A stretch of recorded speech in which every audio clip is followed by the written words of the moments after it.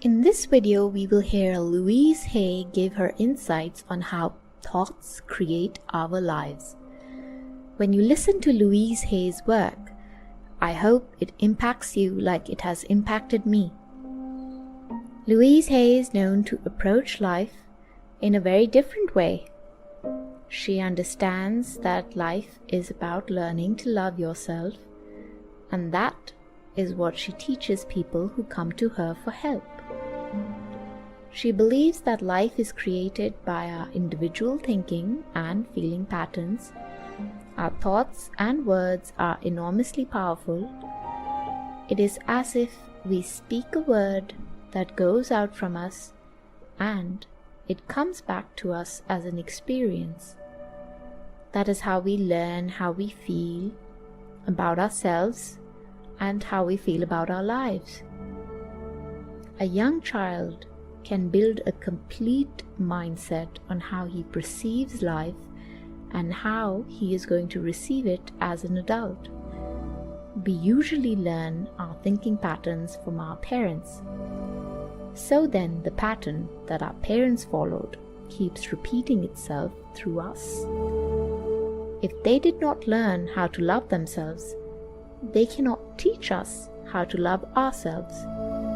Most patterns often run in the family. All you have to do to beat them is love yourself and appreciate and acknowledge who you really are. Vanity or arrogance should not be conflated with true love, because those traits are born out of fear. Being open and receptive to new ideas is also a way to grow. Waking up every day and doing mirror work is a key to finding your best self. Doing your affirmations while looking within a mirror and showing gratitude is a quick fix solution to upgrading your life. We are all divine, magnificent expressions of life, and it is our responsibility to find within ourselves all the wonderful traits that make us who we are. When we each believe in our own uniqueness, there is no competition and no comparison. Always remember that every single thought we have and every single sentence we speak is actually an affirmation. Affirmations are like planting seeds. Do not expect instant results.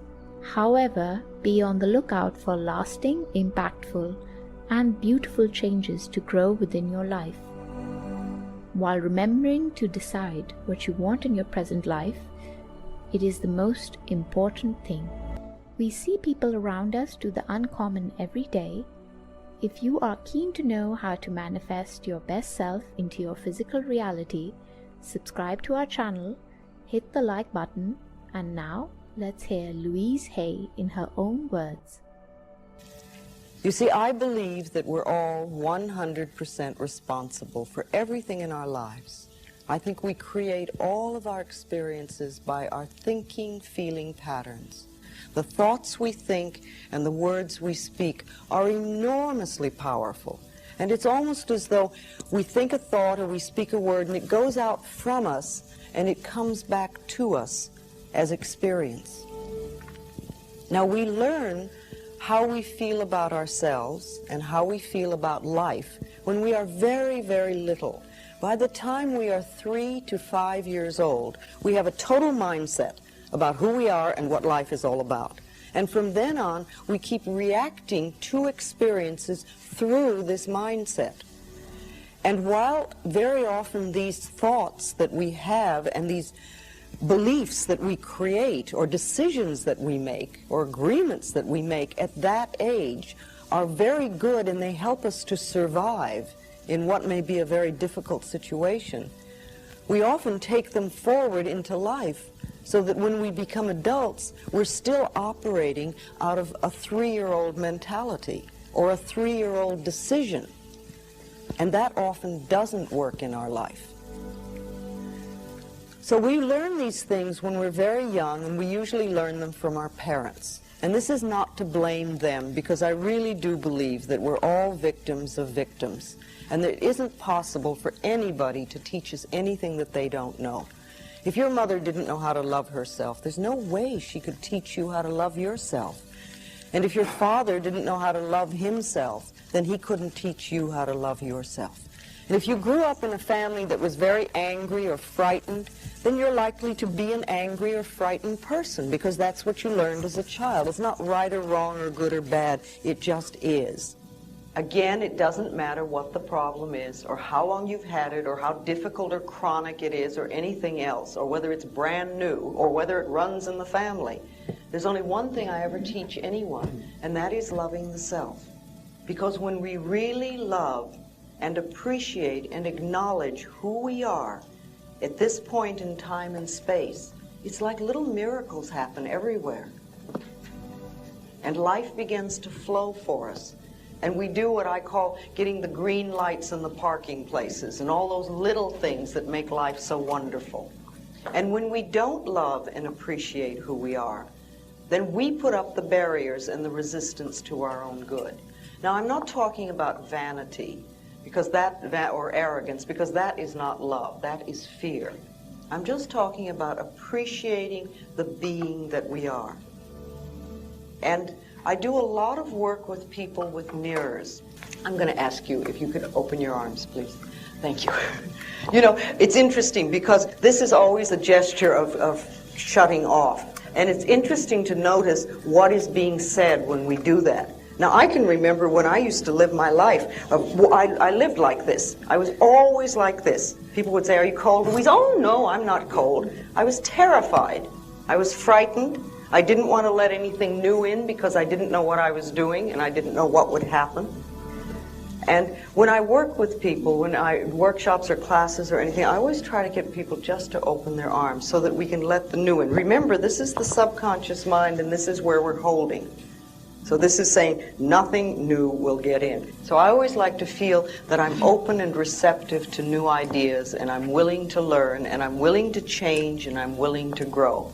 And sometimes I don't want to, and sometimes it hits areas that I don't really care to change at the moment.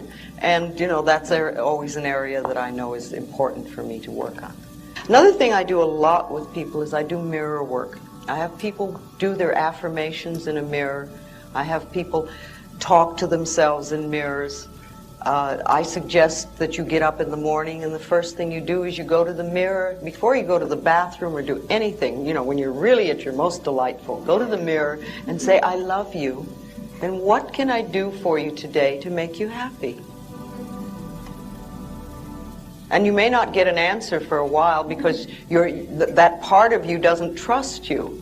But if you start doing that, you'll find a very good connection. A very healing thing to do is just a couple of times a day for a month or so is to look in a mirror in your own eyes and say, "I love you. I really, really love you." And just let all those feelings come up and notice them. And if it's difficult for you to do that, notice that it's difficult for you to look in your own eyes and say, "I love you." And ask yourself, now where did that nonsense come from? Remember, little tiny babies, when they're born, they absolutely adore themselves. And they're totally open, and they're full of love. They express themselves freely. They ask for what they want. They love their bodies from the top of the toe to the top of their head to the tip of their toes, and every point in between, including their own feces, which they'll gladly rub all over their bodies, because nobody's taught them guilt and shame. They know how wonderful they are.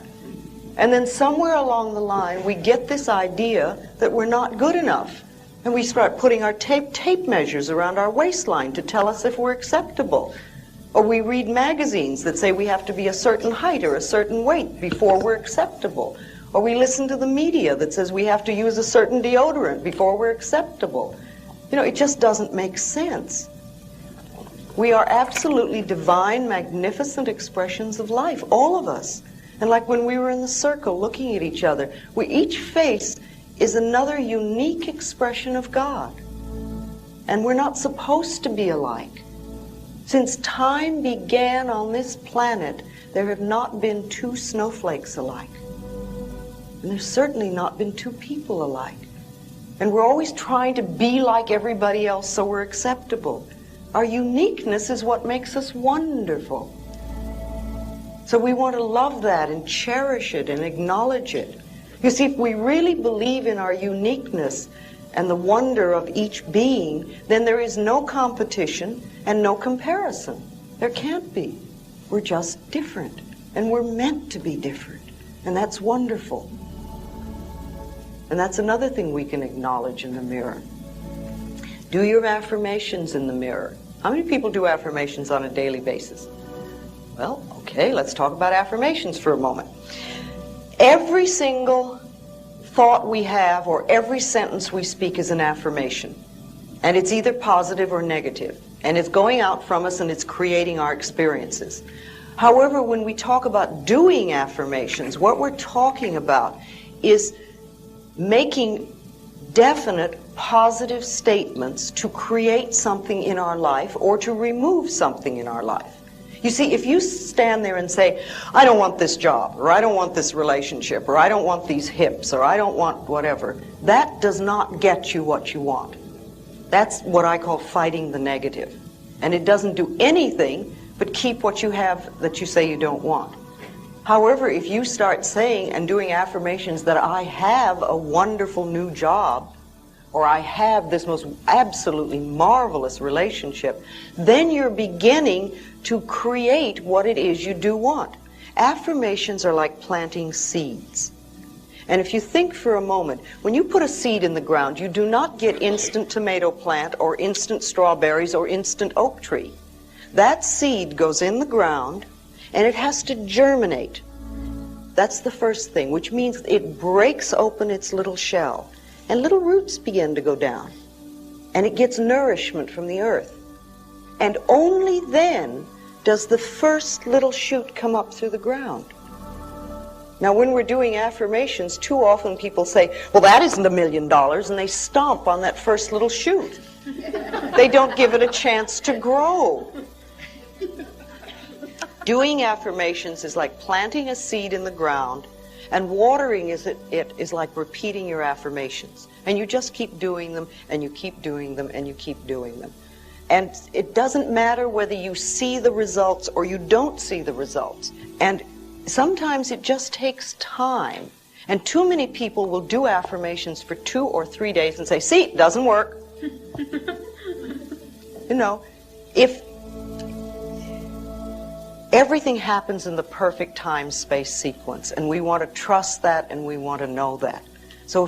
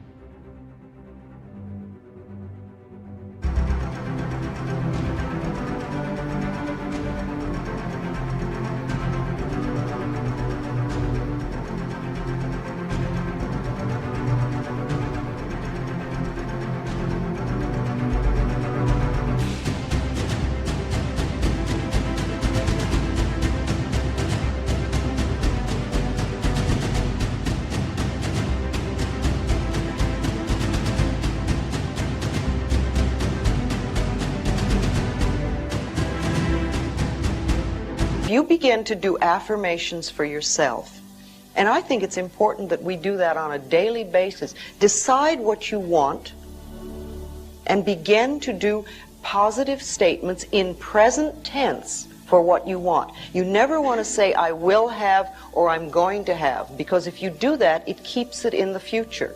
And remember, if you say, I have a wonderful new apartment, and you're living in a dump, it doesn't mean that this is not a true statement. It means you are planting the seed that will germinate and grow and become the new apartment. So you just keep doing it, no matter where you are. Also, if you're leaving a situation, if you're in a job you don't like, if you're in a relationship you don't like, if you're in a house you don't like, and you want something new, begin to bless with love. Interesting. To bless with love where you are. And know that you're releasing your current situation with love. If it's a job, release it with love to the next person who will be delighted to have it. If it's an apartment, do the same thing. If it's a relationship, release that person with love to happiness which is meaningful to them. And that leaves you free to create and accept happiness that is meaningful to you.